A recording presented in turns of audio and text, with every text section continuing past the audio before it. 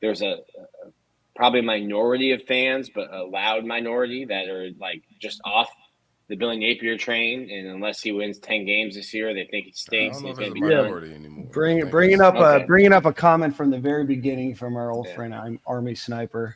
Yeah, Billy Napier's been getting at it getting hit. Geez Louise, all off season, right? There's been no letting up for this Gator fan base this off season. Yeah, I think the fan base kind of split 50-50 at this point. Game one is going to be very good, very important for fan morale, recruiting, and a lot of different things going on around the football program.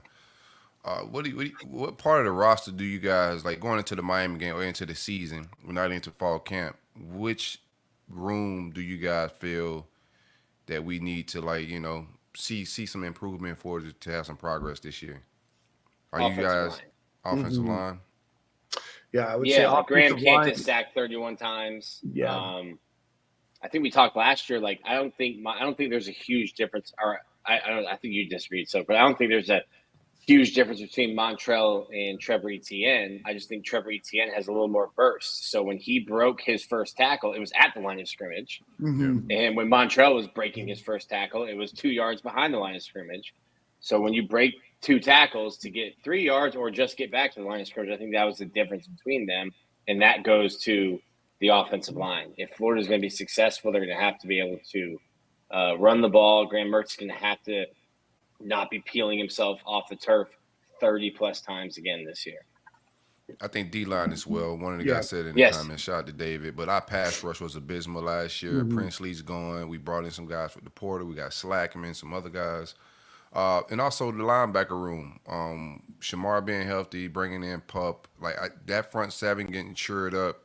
The defense just was – I was losing the little hair I got left, all last season watching my defense. So that front seven's got to get better with stopping the run and also just getting to the quarterback. Yeah, no, absolutely. And I think that those obviously help the secondary. The secondary was an easy target last year to criticize, and they certainly were not without fault or blame. But when they have to try to block somebody for 5, 6, 7, 8 seconds on an island, it's you're going to get beaten. Things are going to happen. So you got to be able to get after the quarterback. You guys are 100% right there.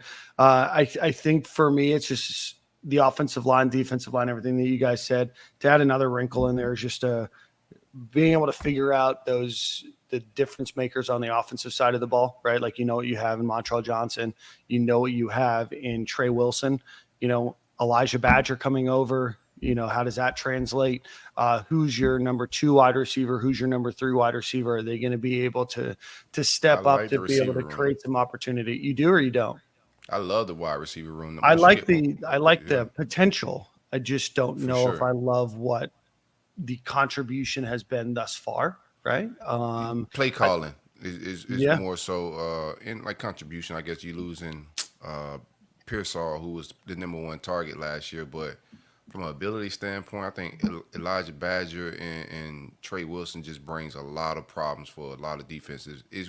To me, it's play calling, and if we could figure that out, but the weapons are there, in my opinion, offensively.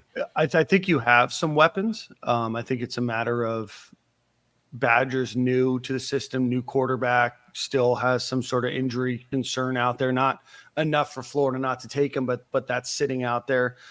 Shamar DK, obviously he had a great couple years with Graham Mertz at Wisconsin, fell off last year, didn't look great in the orange and blue game. Andy Jean is a guy we're hopeful for.